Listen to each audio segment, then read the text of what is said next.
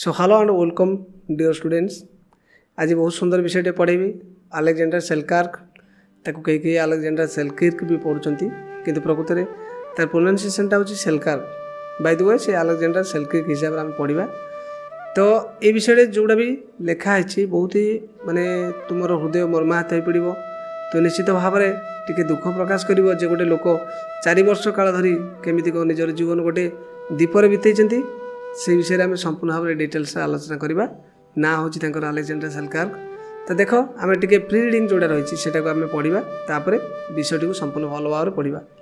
देख पिला माने कहूँ how would you like to remain in loneliness without any friends.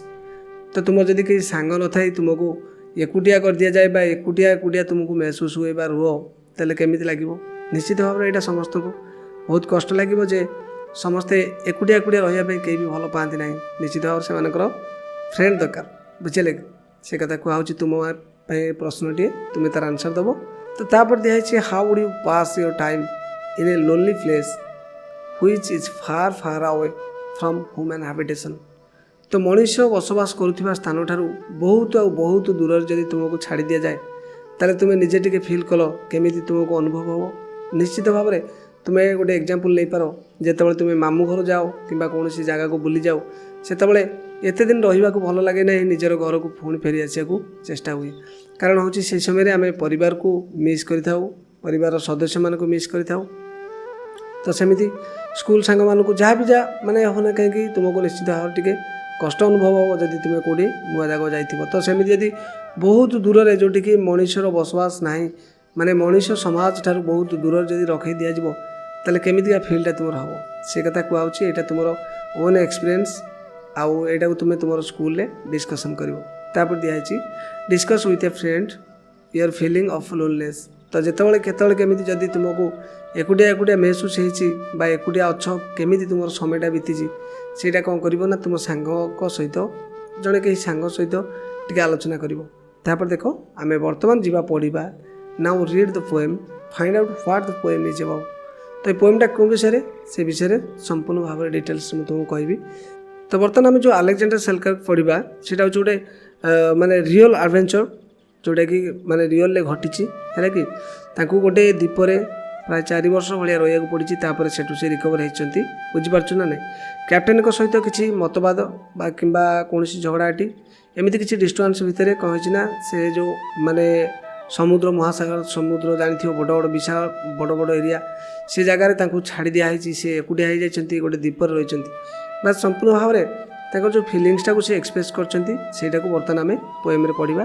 तो चलो पोएम टू आरंभ करवा। पोएम रे फास्ट लिखाई I am monarch of all I survey my right there is none to dispute from the centre all round to the sea I am lord of the fowl and the brute O solitude where are the charms that sages have seen in thy पढ़ी पार नले thy पढ़ी पार face better dwell in the midst of alarms than reign in this horrible place। बहुत ही सुंदर description बहुत ही सुंदर भाव में पोएमटी वर्णना कराई। देख कहूँ माने से जो हजि जाती मन में गोटे फिलिंग आसी जिते पर्यंत जो 4 वर्ष से बीतई अलेक्जेंडर सेल्किर्क सेतबले फिल होती जगार कहीं ना बस मु सबुआड़े माने मनुष्यर ज्ञान टी अलग प्रकार सबू जीव जंतु भल मंद समस्त को से आयत भीतर रखे से फिल करते बड़ विशाल एरिया से एरिया मुझे एकुटिया ही अच्छी। मोनार्च मान हूँ जड़े एक छत्रवाद शासन करुवा व्यक्ति अर्थ शासक अर्थ जो जगार माने एकुटिया राज करा जाए। तो से बर्तमान कहूँ मुझे बर्तमान माने एकुटिया अच्छी जुआड़ भी अनौची मुझे सर्वे मान हूँ देखा तो जुआड़ भी अनौची मुझे एकुटिया सब जगार बुझीपार ना ना जिते अंचल पड़ी सब गुड़ाक मोर मु तार मालिक बुझीपार ना ना। My right there is none to dispute. तो ये मोर ही अधिकार अच्छी मु सब जगार मालिक मो सहित कहीं भी झगड़ा करने ना मो सहित कौन से कहीं भी ना मो सहित डिस्प्यूट किए कर बुझीपार ना ना। तापर कौन कहुई from the centre all round to the sea I am lord of the fowl and the brute. तो फाउल मान हूँ पक्षी मान सब समुद्र पक्षी मान फाउल कहुए आ ब्रूट हूँ तुम्हें पशु मान बुझीपार। तो ये जिते भी पशु पक्षी अच्छा आउ ये समुद्र तुम जानी द्वीपर चारिपटे जमी घेरी रही था समुद्रटा बुझीपार समुद्र मझिया मझे बा मझी मझी स्थान कौन जगार स्थल भाग टिके थाए गछ बुछ थाए तो से द्वीप कहुए से समय मुझे समयटा बीतौची से समय कौन होना ये समुद्र एत बड़ विशाल समुद्र आठ पशु पक्षी जिते जन अच्छा समस्त मुझे मालिक से मझिरे मुझे बुझीपार ना नाई तापर कहुच्छी ओ सलिच्यूड सलिच्यूड मान हूँ निर्जनता माने एकुटियापणता को कहती solitude O solitude where are the charms that sages have seen in thy बाता दाए पढ़ पार फेस तो ये कहुच्छी जे जो निर्जनता को गोटे क्वेश्चन करा निर्जनता जो जगह तुम से चार्मटा कहीं जो चार्म कि जो आम सेजेस माने साधु सन्त माने कौन करते तुम फेस अर्थ तुम मुखरे तुम से जो निर्जनता को से साधु सन्त मैंने बहुत पसंद करती कहीं तुम जानी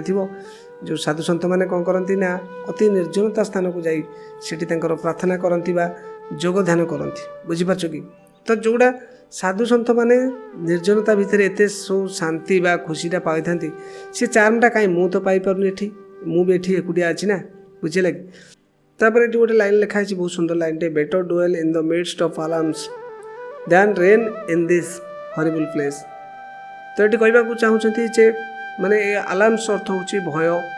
तो तुम्हें जानी मनीष समाज में सब बेले युद्ध आशंका ये सब जिन रही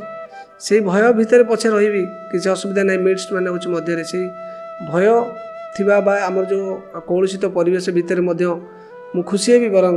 किंतु ये जो हॉरिबल प्लेस अर्थ ये भयंकर जगार रही मोर आदौ इच्छा भी ना बुझीपार ना ना एमती किसी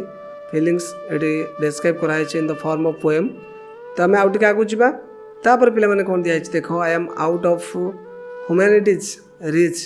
I must finish my journeys alone never hear the sweet music of speech I start at the sound of my own तो ये से कहवाक चाहूँगी जे माने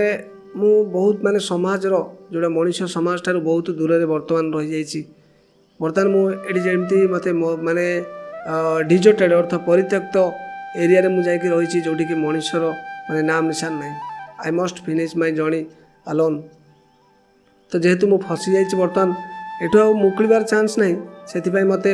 बर्तमान मो जीवन जी शेष समय पर्यंत रहा ताकू मत ये एकुटिया एकुटिया बीतवाक पड़ो never hear the sweet music of speech I start at the sound of my own तो ये जो स्टार्ट लिखाई ये मैंने भय करवा बुझीपार ना ना तो ये never hear the sweet music of speech अर्थ मुझे कथा मो से सांग मो बंधु बांधव मोर परिवार सदस्य कि मो पाखाकर जो मैंने सब रोते आगुरी जो मु मनीष समाज भितर थी से जो प्रकार सुंदर म्यूजिक अर्थ तांकर जो स्वर सब शुणुली मनीषर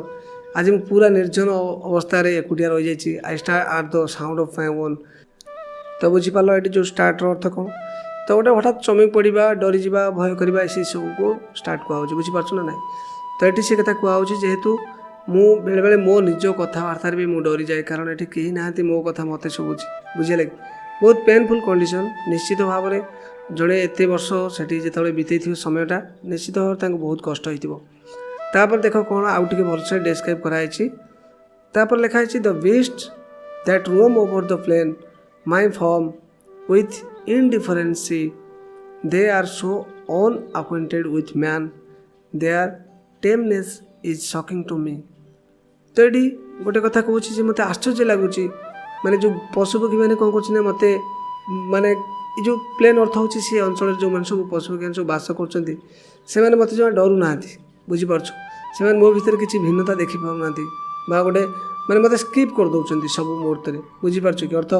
मु गोटे मनीष मु कौन कर मो प्रताप कौन कि मो प्रभाव कौन से गुड़ा सब से मैंने स्किप कर दौरान they are so unacquainted with man तो से जेहेतु माने कहीं जाती ना लोक मैंने तो से मैंने मनीष को केवे देखी ना जो पशु पक्षी मैंने their tameness is shocking to me तो एमती से जो निर्भयता बा मत भय न कर मत आश्चर्य कर दिए जे से मैंने कौन कर मनीष को भय करूना मत मैंने नेग्लेक्ट कला परिका से निज निज कम घूरी बुलूँ एणे तेणे बुझीपार तो तापर कौन पिला मैंने लिखाई देख society friendship and love divinely bestowed upon man तो ये कहुच्छी जे ये जो सोसाइटी अर्थ समाज आ फ्रेंडशिप माने तुम्हें जानी बंधुता को फ्रेंडशिप कहती आ लव माने गोटे भल पाइबा ये जिनस गुड़ा कौन है भगवान को द्वारा मनीष उपर गोटे अर्पी दिखाई अर्थ गोटे गिफ्ट भाया प्रेजेंट क्या मनीष को बुझीपार ना ना प्रकृत में यहाँ कितु पूरा वास्तव नुहे कहीं समस्त प्रति भल पाइबा रही गोटे पक्षीटे तार छुआपाई बहुत सारा खाद्य बरम कलेक्शन करके सब आने कि दुख दिए एकुटिया छाड़ी दिए सेमती मनुष्य केवल नुहे सबू जीवजंतु मानकर भल पाए थाए पाइद ये आम जहाँ भी माने मनुष्य समाज कथा कहूँ से कहूँ सोसाइटी फ्रेंडशिप एंड लव ये सब गुड़ाक डिवाइनली बेस्टेड अपन मैन तो मनुष्य को से गुड़ा सब माने दान दिखाई गोटे अर्पी दिखाई बुझे कि O had I the wings of a dove तापर एत सब कथा तले भाभी दउचंती तांका मनरे गोटे क्वेश्चन पळे आछि मोर गोटे माने डोव जानिथि गोटे कपत पक्षी परीक्षा माने मोर डेणा था कि मु उड़ी जाई थांती हाउ सुन उड़े टेस्ट यू अगेन मु पुण थरे से जो जिनस मु माने माने मु जेतबळे मनुष्य समाज भितर थिली सेतबळे जो खुशी थिला मते से खुशीटा पुण थरे केमिति मिलता मु केते शीघ्र पाई जानती काहेकि डोव डे गोटे पक्षी हेइथिबारु जदि मते से पक्षीर परटा मिल जाता बुझी ना नहीं यहाँ गोटे अवास्तव चिंता करवा बस O had I the wings of a dove जदि मते डोवर अर्थ गोटे कपतर पक्षीटे मिलता बात से परिका गोटे पक्षी मोर हो जाता ताले मुझे जल्दी उड़ी जाई पुणी थे मो समाज भितर मुझे आउ थे खुशी बसवास करती एमती किसी डिजायर रखुच्च तापर कौन दिखाई देख my sorrows I then might assuage in the ways of religion and truth might learn from the wisdom of age and be cheered by the sallies of youth तो ये कहवाक चाहते my sorrows I then might assuage अर्थ हो मोर दुखटा दूर हो जाता लाघव होता आउ कौन होता ना जब मुझे पलि जाती मो दुख लाघव होता केमी ना इन the ways of religion and truth सत्य और धर्म हिसाब से मो दुख दूर हो जाता मुझे सत्य और धर्म को जाबुड़ी धरती आउ might learn from the wisdom of age तो गुरुजन जो मैंने सब ग्रेट पर्सन्स कहती से उपदेश को सब मानती and be cheered by the sallies of youth तो पुणी जाकि कौन करती ना यूथ मान सहित टे समय बीते मुझे बहुत आनंदित हूँ बुझीपार ना ना एमती किसी डिजायर मन भर होती मोर कपत्र माने डेणा था मुझे उड़ी पलि जाती एमती सब मत फिल होता बुझे तो तापर ये कौन दिखाई देख ye winds that have made me your sport convey to this desolate shore some cordial endearing report of a land I shall visit no more तो ये कहवाक से बहुत दुखरे कहते जे मुझे जो जगह को आउ फेरी पारि ना केवे मोर से जो माने बंधु बांधव मोर परिवार जो जगार मुझे पलि आसी अलरेडी मुझे जगह को जापारि ना सेठाकार किसी भल खबर बुझीपार ना ना किसी सुसमाचार आनी मते ये निर्जन तटरे टे दे क्या कहते ना पवन को कहते जोटी कि मुझे दिगहरा है आसी ये जगह रहीगली बुझीपार ना ना मो लाइफ एंड होगा मुझे किसी खुशी मेंटेन करें ना मोर आ कि भी ना सर्वस्व हजईदेली मु तो सी जो भूमि बा से स्थान किसी सुसमाचार मत आणिक दे मो से कौन केमती लोक रोच my friends do they now and then send a wish or a thought after me तो से कहते मो जो सांग मैंने अच्छा से केवे केमी मो कथा मन पकाउछन्ति कि तो ये आउ गोटे कथा कहते वो tell me I yet have a friend एवं पर्यंत कौन मोर कई बंधु अच्छा कि though a friend I am never to see जदिओ मुझे सांग मान को देखिपारि ना तथापि मोर कई सांग अच्छा कि पिला माने आर क्वेश्चन आंसर बहुत भल भाव में डिस्क्राइब कर दे अलरेडी तो जो मैंने क्वेश्चन आंसर दरकार थी निश्चित चैनल पेज अवेलेबल अच्छी तुम्हें देखिपर तो देख तापर कौन दिखाई how fleet is a glance of the mind compared with the speed of its flight the tempest itself lags behind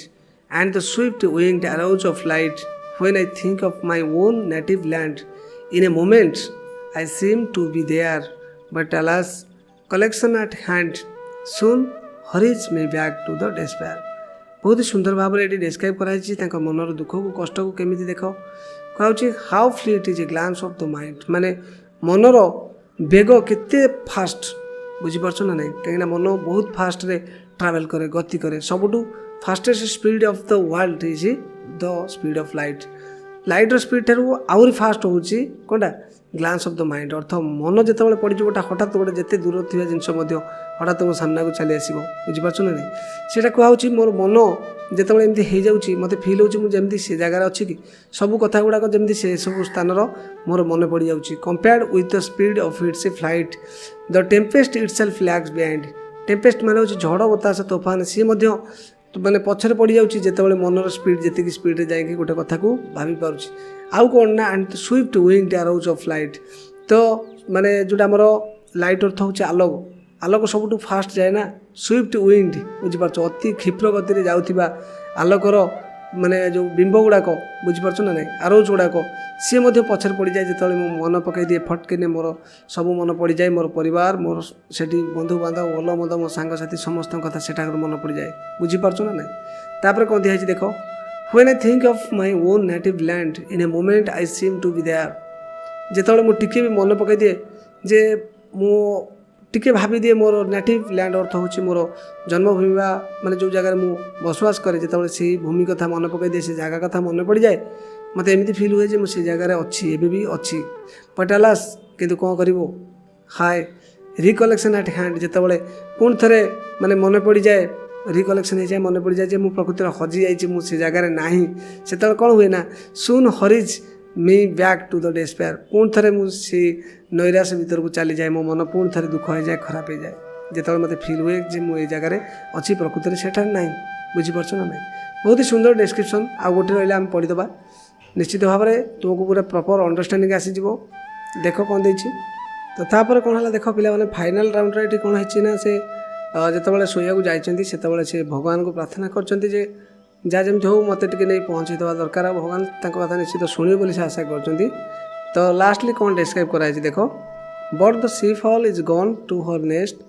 the beast is laid down in his lair. ତ ଅର୍ଥ ହେଉଛି ଏଠି ସି ଫଲ୍ ଅର୍ଥ ହେଉଛି ସମୁଦ୍ର ପକ୍ଷୀମାନେ ସବୁ